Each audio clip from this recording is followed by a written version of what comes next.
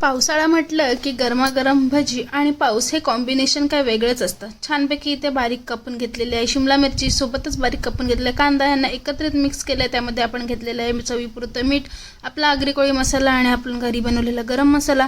आता ह्यांना सुद्धा चांगलं एकत्रित मिश्रण करून घ्यायचं। त्यांना सुद्धा आपण मस्तपैकी असं मिश्रण करून घेतलेलं आहे। त्यामध्ये आपण घेतलेलं आहे बेसन सुद्धा आपल्याला मस्तपैकी त्यात मिक्स करून घ्यायचं। छानपैकी असं आपलं मिक्स करून झालेलं आहे आणि इकडे आपण आता त्यांना पूर्णपणे एकत्रित करून घेतलेलं आणि एकजीव झालेलं आहे। आणि इथे आपलं मस्तपैकी तेल सुद्धा तापलेलं आहे आणि तेलामध्ये आपण आता हे जे आपण मिश्रण केलेलं आहे भजीसाठीचं ते त्या तेलामध्ये सोडलेलं आहे।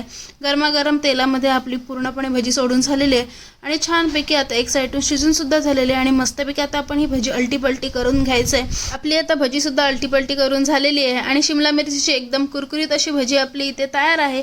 बाहेर मस्तपैकी असा रिमझिमता पाऊस चालू आहे, त्यामध्ये गरमागरम भजी खाण्याचा आपण आनंद घेऊयात।